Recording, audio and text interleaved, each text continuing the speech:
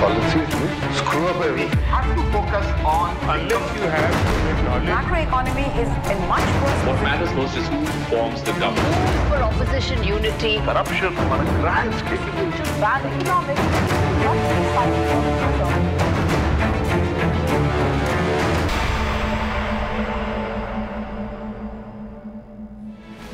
It's a lovely evening to be with you right here on ET Now. The India development debate has just turned 1. I'm Supriya Srinath, and with me in Mumbai is my colleague and co-anchor Sandeep Kurumurthy. In the past 1 year, the show has redefined primetime television viewing, moving away really from the clutter and the cacophony, setting the agenda for growth and for development. From politics to policy and from water woes to gender diversity. The India development debate has been a torchbearer of the real issues that face our country today. As we rededicate ourselves for a rising India, our special edition of the India development debate puts the spotlight on some of the key challenges that India is facing today. Looking ahead, the biggest fault line is the change in the narrative from development once again to vote bank politics. And with the 2019 polls fast approaching, the economy is clearly the biggest casualty. Mob lynching, polarization, politics dominate proceedings, pushing economic reforms to the back burner. Little wonder the popularity of the government seems to be on the wane, with many political observers giving the NDA a 50-50 chance of making a comeback. So what will it take really to once again bring development agenda back in the mainstream narrative? An aspiring India must strive to ensure equitable growth for all its citizens. And on this special anniversary edition of the India Development Debate tonight, we chart out the development agenda for 2019, and it indeed is a pleasure and privilege to welcome on board a stellar panel for this special edition of the India Development Debate. Joining us on the show this evening, Jayant Sinha, Minister of State for Civil Aviation, MV Rajiv Gowda, spokesperson of the Congress Party, Yogendra Yadav, founder, Swaraj India Political Party, and Sadanan Dume, resident fellow, American Enterprise Institute. Thank you all for joining us on this special edition of the India Development Debate. Sadanan, let me start with you before we take it to the politicians on the show. What's your own sense as we sort of look back at the last 12 months of us doing this show and trying to put an attempt to put the spotlight on development and economic reforms in this country? Do you believe that over the last 12 months, in some sense, we've lost control of the developer narrative, and somewhere down the line that growth is no longer given the sort of priority, a political priority that it ought to have? Yeah, I would agree with that statement. I think this has always been a bit of an uphill struggle. I really admire the work that you do on this show, trying to keep the focus on what's important. But the fact remains that even before, since independence, the discourse in India has essentially been set by the left, and that has naturally filtered into economic policies.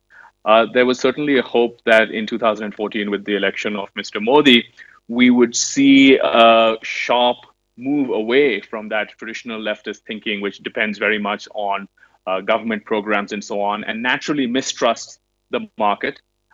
We've seen a few reforms here and there. I wouldn't say that the government has done nothing. It's done some very good things, including the bankruptcy code. It's been very good on FDI, for instance. It's the fiscal responsibility. It's certainly been a huge improvement from the previous government. But if you look at where we were and where in 2014 and where we are today, I think we definitely have to say that it has been disappointing. And as we head into an election year, and this is the most important, it seems very clear that in his rhetoric and in his policies, Mr. Modi has taken the BJP sharply in a leftward direction, and that this is not good for India. Okay, just before we get into the threadbare of whether Mr. Modi has indeed taken the economy and the party and the government in a leftward direction, I think it's only fair that I get opening comments from Minister of Civil Aviation, Jayant Sinha, as well. And Mr. Sinha, in the last 12 months, much as we have tried to put the spotlight on development issues, the narrative has been all about fake news, mob lynching, a judiciary breakdown, Namdar, Kamdar. Why have you allowed the development agenda to get hijacked? And it's a gentle reminder, you were elected on that agenda in 2014. Good evening, Supriya. And of course, this is the India development debate. So we should, really focus on what has been happening as far as development is concerned. I'll come to the social issues shortly, but you just had Sadanand talk about what he thinks the assessment is in terms of structural reform. And I would quite politely but fully disagree with him. Because I think whether you look at the IMF, you look at the World Bank, you look at any credible external observer, everybody would tell you that in the last 4.5 years, structural reform that we've undertaken is unprecedented for an economy of this size and magnitude. I don't think it has ever been attempted before. Whether it's GST, the bankruptcy code, inflation targeting, the massive infrastructure build out that we've done, the innovative new financing schemes that we've done, the rural development that has happened, of course Ayushman Bharat, the huge sort of Jan Arogya Abhiyan that is about to be launched. If you add all this up, we have an economy that has been utterly transformed, and most importantly, we have an economy of the UPA days to a much more robust, much more entrepreneurial form of capitalism going forward, so that it is an innovation-driven, globally competitive economy that we are now starting to see in front of our eyes, and that is developing very, very rapidly. And that's very important for us. We have to do the structural reform, we have to do the macroeconomic stabilization, and at the same time, we have to position our economy to continue to compete with the best economies of the world, whether it's the US, China, Japan, Germany. We really have to be competitive there as well. And that's really what we've put in place. Those are the building blocks that we've put in place as far as development is concerned. Now, it's very unfortunate, Supriya, now coming back to the social issues, that even as we have pursued this extraordinary development agenda, even as we've shown that as an economy we are continuing to grow and will continue to grow at 7 or 8%, and we have delivered benefits, jobs, transformation at the grassroots level, right, there is an outrage factory that operates, and this outrage factory manufactures fake narratives to distract people from the real work that is happening at the grassroots level, and which is in front of people's eyes, and people are experiencing it in their day-to-day lives. I take that point. I think we should avoid that kind of noise. We should avoid those kinds of distractions, and we should focus on the real development that is happening. Okay, Minister Sinha, I take that point, and you're saying that it's the outrage factory that is sort of shifting the focus. All we can say is on this show, we try our best not to manufacture outrage. But Rajiv Gowda, I want you to respond to the point made there by Minister Jayant Sinha. And I don't expect the Congress party as opposition to not talk about lynching and Rafale and whatnot, but aren't you being are you being disingenuous by ignoring the sort of development work that has happened? I mean, surely the 8.24 crore household toilets that have been built since 2014, the 31.5 lakh crore Jandan accounts that have been opened, or ensuring electricity reaching every village, 90% of all households, that can't count for nothing.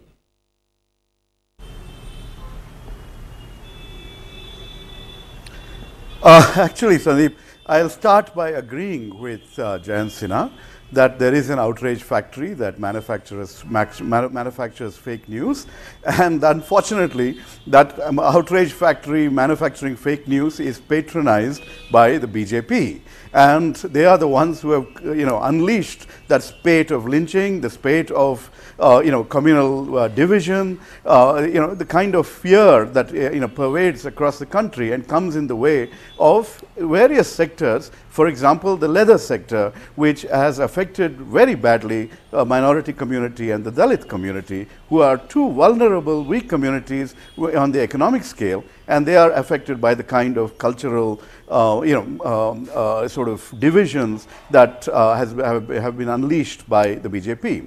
Now, just think back and look at the numbers. You were flashing a series of tables there which showed various numbers. For example, gross fixed capital formation, and that showed a steady decline during the last 4 years. So if something which is so crucial to growth, such as actual investment, shows a steady decline, then I don't know where these jobs and economic growth is going to be conjured out of.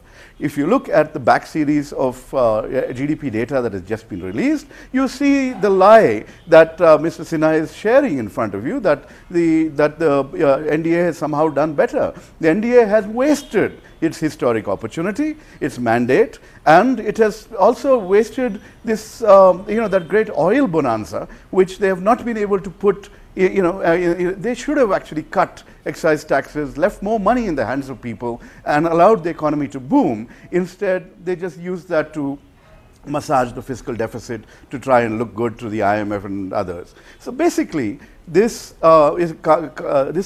government is also doing a lot of work where it involves actually hiding data. Data series on labor are not collected. Various kinds of data are put out, which essentially, for example, the number of toilets constructed. Wonderful. But how many of them are being used? Please go and check on that.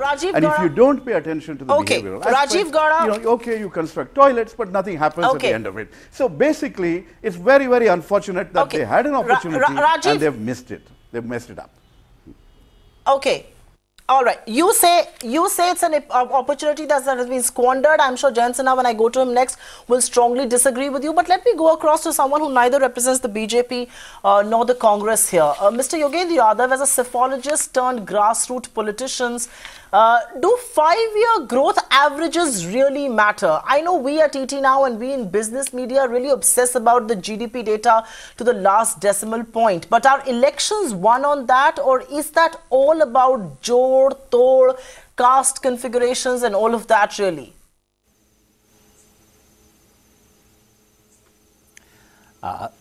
Thank you. And should I begin by saying happy birthday? It so happens that I'm sitting in a village in Rajasthan, Vyasson Ki Dhani, in the district of rural Jaipur. Probably a nice place to participate in this debate from. And that really is the point. Yes, growth matters. I would not sneeze on growth numbers. These matter enormously. But growth is not the only thing that matters. And what we may have got, and I would dodge the temptation to get into that left-right debate with Sadanand maybe some other day. But I think what we may have got in this regime is the worst of both the worlds. We did not get growth of the kind that was delivered previously, and we did not get the development, social development of the kind that the country needed. So maybe we are doing worse on both. Let me begin by by acknowledging the 2 or 3 positives that I see in this government. A, the inflation level has been reasonably moderate, low. Second, tax base has been expanded, which should help the country in future in general. And also the insolvency code, I think, is a very positive development, no matter what the gains right now. But having acknowledged this, I really think it's not just an opportunity missed. I really think it's a squandering of national resources. The oil, that boon, the falling of international crude oil prices, is a gift that you receive once in a while. And that gift, I mean, you could of course pass it on to the consumers, but in any case, if you were retaining it to yourself, wasn't that something you wanted to invest in the long-term future of the country rather than use it to finance your fiscal deficit? So I really think this government is guilty of squandering national resources. Number 2, let's not forget demonetization.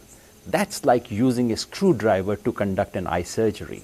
A government that can get into something as irresponsible, as ridiculous as that, doesn't deserve to run a complex, growing, emerging economy like India. On the growth front, and since I'm sitting in rural India, let me just point out, just list 2 or 3 basics.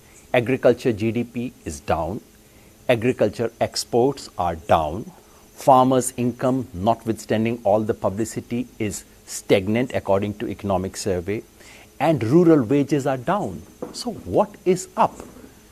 Just before the program, I was speaking to farmers here today. Right. And they were saying they don't get price for their commodity, their things. Milk is down. Everything in rural areas is down. What are they talking about? Okay, I take that point, Yogendra Yadav. Allow me to interrupt you there. And, for the benefit of our viewers, I would like to point that Yogendra Yadav is joining us from Chomu village in Rajasthan.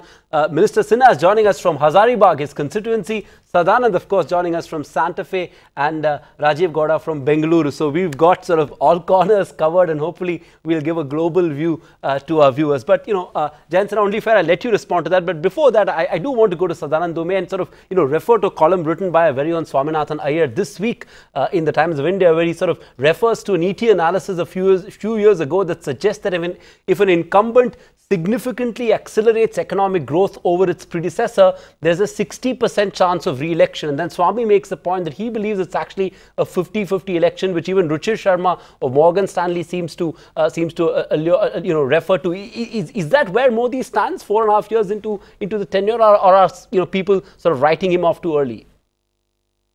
Well, I would disagree with both Swami and Ruchir Sharma. I think the problem with many of us who focus on the economy is that we tend to allow our wishes to get ahead of our analysis. I also wish that Indian elections were decided mostly on things like growth rate and economic policies. Unfortunately, that's simply not true. This is just, then we have considerable evidence to show that there's no correlation between being successful in managing the economy and winning re-election. And I'd say the classic example of that, of course, is 2004, where Mr. Vajpayee ran an extremely successful, extremely reformist government, but ended up not coming back to power. So this straight line that economic pundits tend to draw between economic reforms or economic success and electoral outcome, I think simply is not true. That said, I do think that the Prime Minister would have been in a better position had he in fact pursued reforms very early on in his term, and had he been heading into 2019 with a robust economy, with investment numbers going up, with job creation being evident and so on. The fact that he does not have that is something that the opposition will exploit.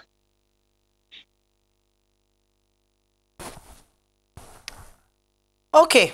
The opposition is going to exploit the fact that the first few years of the Modi government weren't really put to maximum use, weren't really leveraged. Jensen, I'm going to come to you, sir.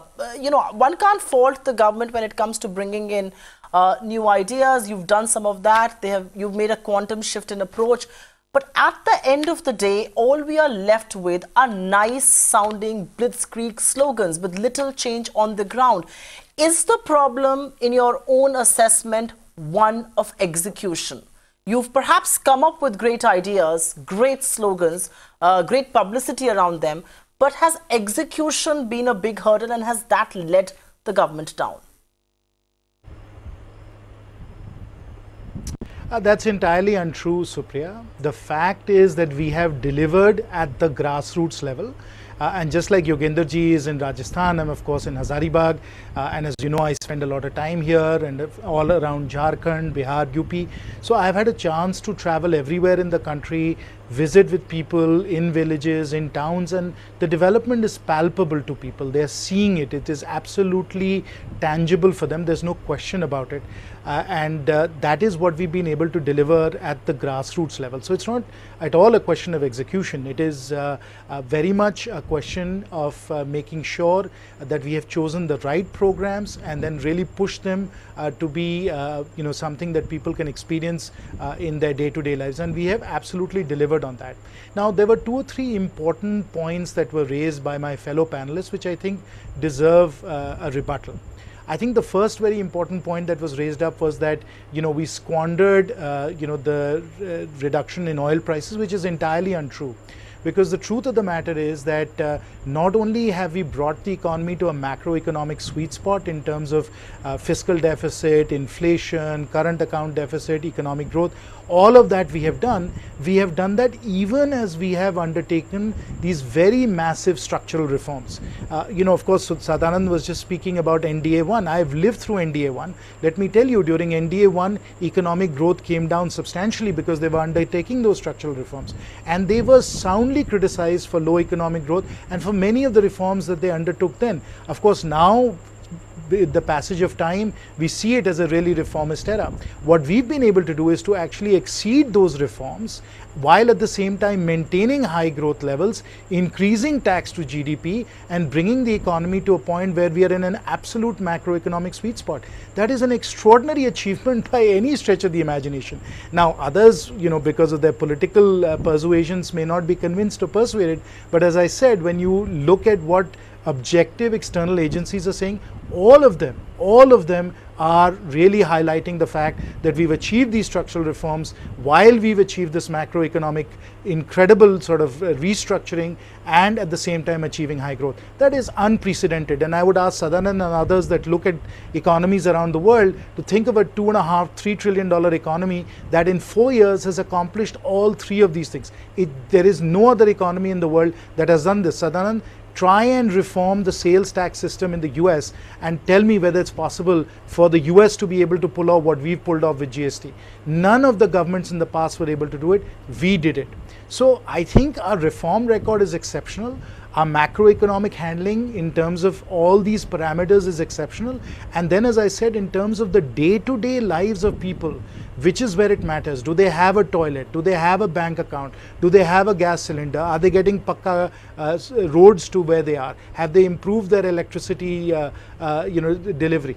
In all of those ways, we have outperformed. We deserve an A on virtually every parameter that any government should be assessed on.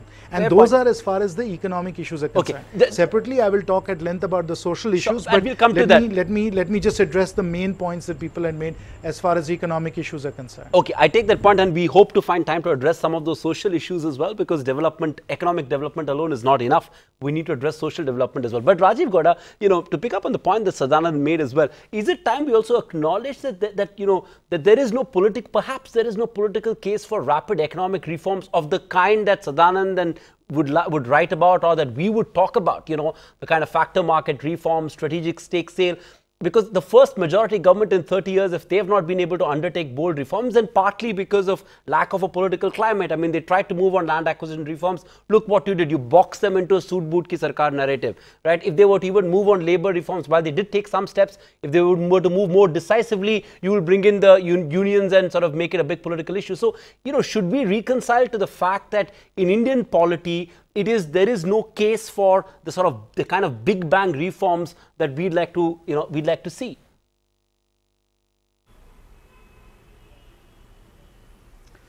First, Sandeep, I just want to point out that I've driven more than 6 hours to come and be with you to celebrate the anniversary of your show. I was in the flood devastated area of Coorg this morning, but very happy to be here as well. Appreciate now, that. The basic point is what you need to look at, and my friend Jayant Sinha, who is the linchpin of this government, basically has to look at what the growth rate is and what it could have been.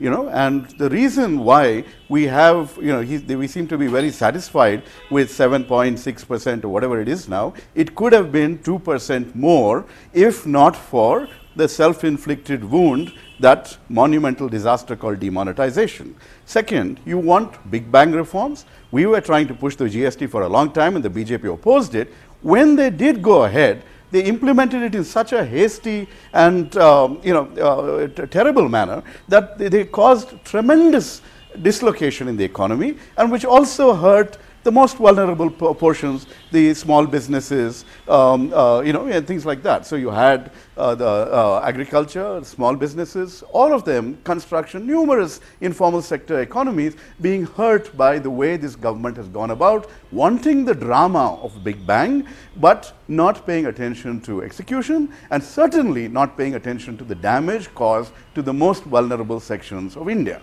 Now, think about what other kinds of reforms should have been there. Why do you make a statement that land reforms, trying to overturn what we did, would have been something better? The basic point is this country has for decades ensured that people whose land was acquired for a song, and they were not compensated adequately. What the UPA did with the land acquisition law was ensure that a land loser also becomes a stakeholder in growth by ensuring that they get a reasonable compensation. So I reject this argument that that somehow reversing that would have been a good reform. Basically, you need reforms in a very systematic manner and a lot of attention to execution. This Big Bang notion is not necessary, but instead you have all these announcements. For example, the Ujjwala program. How many of the people who got the first cylinder of LPG were able to go and pay for the second one? What happens there? So that is the kind of attention to detail that we need. And let's not forget the big elephant in the room, the banking sector, which is in very, very bad shape. This government had ample warning, it had ample opportunity, and the measures that they've taken have been too late and too little. And as a result, you will see that for years to come, you will not see the kind of investment. Nobody's borrowing, nobody's lending, and at the end, where is the country going to go? These are the lost opportunities that I'm pointing out. Rajiv Gaura, okay. Rajiv Gaura, in many ways, you're also picking the hornet's nest by talking about banking sector, because they will point it all the way back to you, saying this is a legacy issue that they acquired. But anyways, we appreciate all four of you joining, because I know some of you drove for 6 hours, some of you were in your constituency. Mr. Yadav spent time while he was in rural Rajasthan, and of course, Sadanand stepped in even though he was traveling. So thanks each one of you for being with us on this anniversary edition. You've kept the show going, and it's a pleasure to have you back on the show on our anniversary edition. But Mr. Yadav, I'll come to you. There are many in the market, and that's the constituency we largely cater to, you know, market men or economic stakeholders who believe that this government has taken structural steps to cleanse the Indian economy. I am not going to speak about demonetization because I disagree with what they say, but on GST, on IBC, on black money crackdown, on plugging the loopholes on income tax evaders, these are some of the structural reforms. Will you not give them credit for rolling these out, even though some perhaps were a hasty rollout, but we're getting to a more perfect GST? And when do you expect the upside of reforms like these being visible?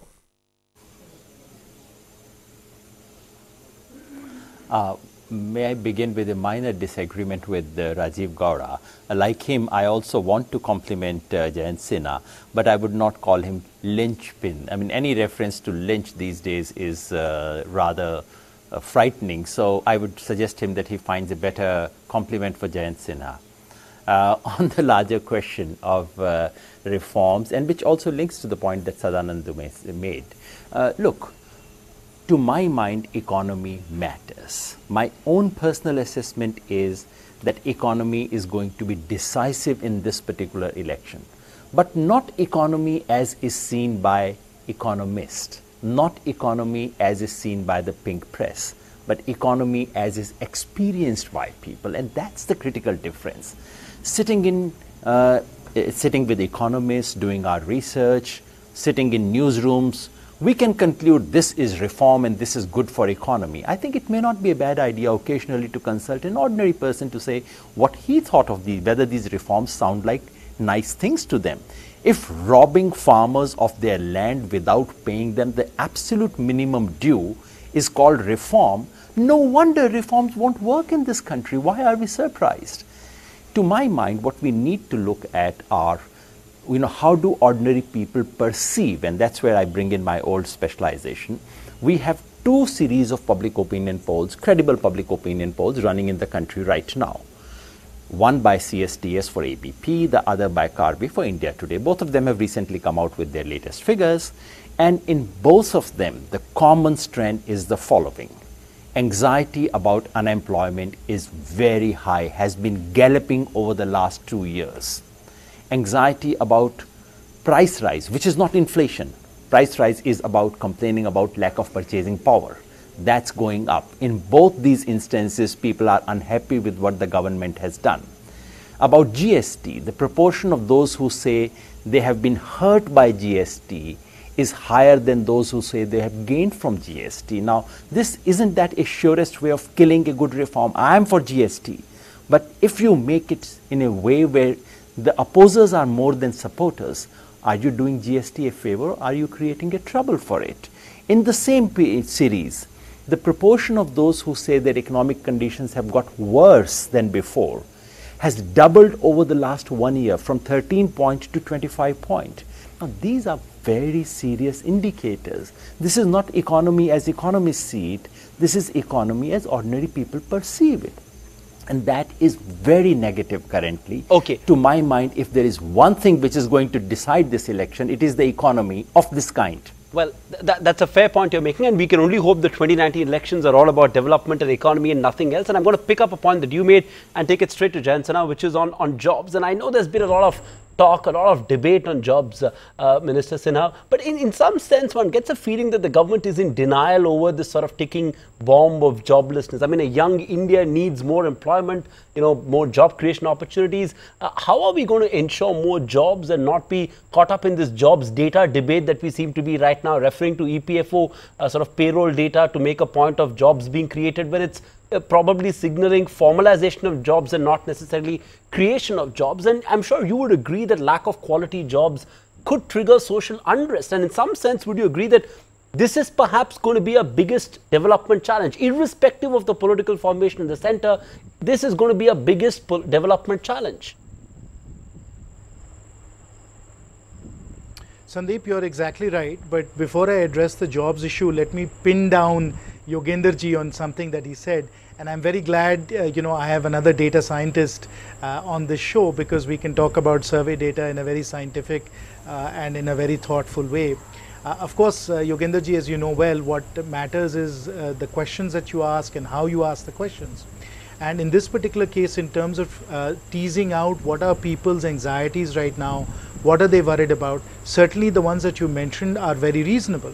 What I will point you towards is that if you had asked people about what they were worried about a few years ago, it would have been Mehengai would have been on top of the list, Bijli Sadak Pani would have been on top of the list. So because we have in fact addressed those fundamental issues, people are now moving on to the next set of issues, which are the issues that you mentioned.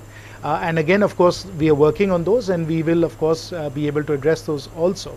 But in all of this survey data, particularly in light of the fact that we are getting close to election season, the one that matters most for us as politicians is whom are you going to vote for, and who do you see as the best candidate for being the Prime Minister of the country. And again, going back to the same survey data that you alluded to, Yogenderji, over and over again, people have expressed their confidence in actual results as well as in the survey data, in the Bharatiya Janata Party and in the Honorable Prime Minister as the person that they want to lead this country. So the survey data, the issues keep changing in terms of what people need or require at any given time, which is what you're highlighting. But in terms of their confidence in whom they want to vote for, it's very clear. It is the Honorable Prime Minister, it is the BJP. Now let me come to your point, Sandeep, about jobs. Now, of course, when an economy is growing at 7.5%, when the well, let me finish. I did not interrupt, Yogenderji, and you should allow me that courtesy as well. So what I'm saying is, when you come to the jobs data, there, of course, again, we should go back to what the numbers are telling us. First of all, when an economy is growing at 7.5%, obviously we are creating jobs, and that's picked up in the EPFO data, and that has been looked at, has been analyzed by many, many people. But I think at the net of it is that we are creating in the formal sector somewhere between 7 to 10 million jobs a year. That's what the EPFO data is showing us very, very clearly. Then, of course, there's the informal sector, and through a variety of different indicators, which the Honorable Prime Minister presented in Parliament when he gave his speech at the No Confidence motion, you can see that the jobs growth there also is very robust. Now, all of that said, Sandeep, you're exactly right. You give people a job, and then of course they want an even better job, as they should, and those are people's aspirations. People would like a better life for themselves, and we are duty bound and responsible to give them a better life. So the reality at the end of the day, net as far as jobs are concerned, the economy is doing fine with respect to jobs. Jobs are being created, but we have to continue to strive and work very hard to be able to create even better and better jobs, so that we can meet people's aspirations and expectations. And there, people are not going to be satisfied. I'm not satisfied. I would like to do more, and I'm sure everybody else feels the same way. Right. Okay, I'm not so sure if people are just wanting more gainful employment, and which is why we see some amount of resonance on the ground. But you know, Sadanand, I'll come to you. Despite the rapid development claims being made, why is there such a clamor for reservations then? I mean, dominant communities like the Jats, Marathas, Patels are all out on the streets protesting and fighting for quota and jobs. What does that tell you about the kind of development that has happened and how equitable that has been? No, that's a very good question. And, I think part of the problem we have with this jobs debate is that the quality of data that we have available is really not very good. And so what it allows is that, everybody to make whatever political point they want to make. I would point out, however, where I disagree with Jayant, there is absolutely no, you can't just assume that because you have 7.5% growth, you must be creating jobs. The UPA had more than 7.5% growth for 10 years. We know that it did not create jobs. So I think we've reached a situation. Let's get beyond BJP Congress in this for a moment. We have reached a situation which is very serious, where the Indian economy, for a variety of reasons, is not being able to move people in large numbers from farms to factories. Some of this has to do with some of the things we've talked about earlier on this program, including laws. Some of this has to do with technological advances in manufacturing. There are a whole lot of complex reasons that go into this. But the fact is that if we look at this in a brutally honest way, the anecdotal evidence suggests that things are not going well. Why are people from otherwise dominant communities, Jats in Haryana, Marathas in Maharashtra, and so on, agitating for government jobs? Why is it that everybody wants to get, people show up in the thousands for the lowest level jobs that are available in the railways and so on? So this is an issue. The demographic dividend could turn into a demographic disaster. This is something that you have to look at, and you have to get beyond the BJP Congress political lens. And I think that we have to acknowledge that this government, they flubbed it. In 2014, they should have had one agenda, and that agenda should have been jobs, jobs, and jobs. Instead, they focused on this taxation, corruption, these kinds of issues, which of course are important to voters. I'm not going to discount that. But the fact is, at this stage of development, India really should have been focusing on getting investors to invest more, getting business confidence up.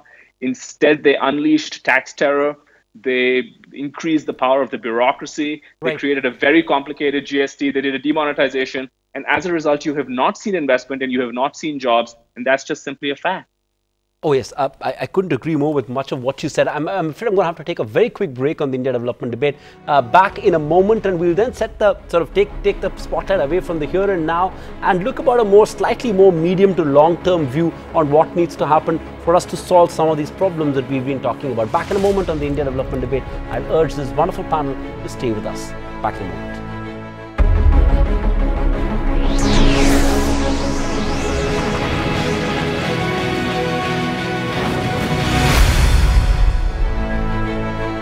It's so good to be back with you on our special anniversary edition of the India Development Debate, and no amount of development discourse or debate can be done without talking about agriculture. Yogendra Yadav, let's start this round with you, and I'll urge each one of you to keep it brief. I want to get at least 2-3 questions in this last leg of the show, about just 10 odd minutes left. We keep talking about the rural distress and doubling of farm income, yet irrespective of the government in power, farmers continue to get a raw deal. I mean, given the palpable distress that we are seeing in agriculture, what kind of permanent and lasting solutions can be made effective? The action perhaps has to move beyond soil health cards or crop insurance, and definitely farm loan waivers. Mr. Yadav. We must begin by acknowledging that we are going through an agrarian crisis, which is an economic crisis, ecological crisis, and existential crisis. Even that simple acknowledgement would be a significant step forward. While it is true that it's a long-standing problem, but we must acknowledge that 2003-04 to 2013-14 were actually very good years in aggregate terms for Indian agriculture. So this government actually inherited something very positive for a change, and they have converted that into such a disaster right now. What we need to do, instead of thinking of the long term first, I would want one or two immediate things. And the very first thing is ensuring decent remunerative prices, which does not happen by Prime Minister making a declaration about MSP. In about a month's time, we can check whether that MSP is being delivered. My fear is that the government has neither made any financial preparation nor any infrastructural preparation on the ground to actually give farmers the price they deserve. They could be in the same situation as before. So that's one thing. On agriculture loan waiver, I agree loan waiver by itself is not a solution, but I fear that currently the farmers are in a state that if you want to raise their income, it must be accompanied by at least a one-time loan waiver. Otherwise, that additional income would be of no benefit to them. And that, Mr. Jayant Sinha, may be one of the things you might wish to look at. while you quickly told me the electoral vote statistics data, which I should have been talking about, I would just draw your attention to the fact that the two surveys that you agreed we should be talking about, both surveys show a steep decline in BJP's vote share in the last 1 year, 5 or 7 percentage point. And the CSDS survey shows that the decline among farmers is 12 percentage point within 1 year. Any party in the country, anywhere in the world should be worried about it. I'm sure you are. I'm sure you would wish to take these urgent steps before we think of any long-term things that need to be done. Okay, I take that point. Jayant, I'm giving 1 minute, 30 seconds to reply to Yogendra Yadav and 30 seconds to reply to my question on, on slightly, we want to look ahead in this, from a 3-year, 5-year, 10-year point of view. Can India compete with China, US, Japan, Germany in 2090? I mean, can India compete for jobs, for investments? I mean, how does India need to be sort of set up for doing that? I'm sorry, I couldn't hear you very well, Sandeep, but let me first address the point that Yogendra ji raised, which is about the agricultural sector. We, of course, understand that as far as agriculture is concerned, there is a lot of work to be done. And in the last 4 years, we have undertaken some very bold steps, starting, of course, with the rural infrastructure that we are putting in place, roads, electricity, a soil health card, crop insurance, all of these different enablers to ensure that our farmers can get good prices, get their crop to market, and then be able to improve their income. So we've undertaken a whole series of measures. And of course, the latest and most important measure that we've just undertaken in terms of the 150% price protection that we want to be able to give farmers, we think will certainly put money in their pockets. And of course, with the loan waiver, will substantially improve their income as well. So there's a lot of work to be done. We've taken a lot of steps. Now, there's one additional fact that I would like to draw everybody's attention to that is very important when we consider what is happening in the rural sector. And that is, increasingly rural families are not solely dependent on agriculture for income. And in that regard, the latest data from NABARD is very, very interesting, because it is showing that most rural families now have actual non-income, agricultural income as well, that they're using to supplement their overall income. So while the pure agricultural sector, certainly we've had challenges there. The fact is, through a variety of other mechanisms, mudra, the growth of the rural economy and so on, we have been able to supplement people's incomes and introduce, a higher level of income for them through those other measures as well. So we have to take the full picture of what is happening in the rural sector, and you can see that in some of the important economic indicators that you should be tracking for the rural economy, such as cement, such as motorcycle, such as the use of steel for construction. When you look at all of those, you'll find that the rural sector, broadly defined, not just looking at agriculture, has in fact improved a great deal. Now, I think, Sandeep, your point was about global competitiveness, right? You were saying, how is it that in the future we can be much more globally competitive? Am I right? Was that your question, Sandeep? So let me very quickly address that, and let me also answer something that Sadanand was saying earlier, which is a very backward-looking statement when he talks about farm to factory. The Indian economy is going through a fundamental transformation, which is not the backward-looking farm to factory development model. In fact, it's a forward-looking, much more globally competitive development model, which I have called the farm to frontier model.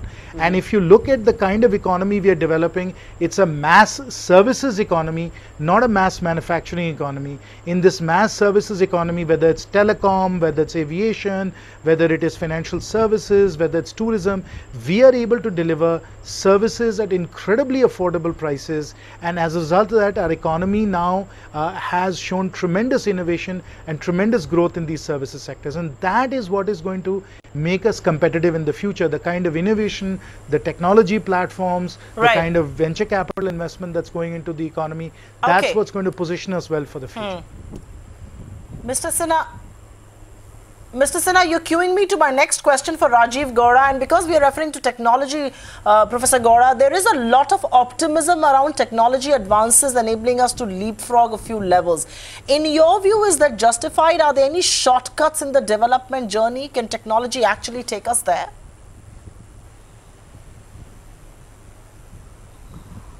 Well, there are a lot of entrepreneurs and social entrepreneurs in Bengaluru, my city, who are working, for example, in the field of education, in the field of healthcare, and each of these could come up with the golden silver bullet, who actually find ways to level the playing field in terms of access to quality education.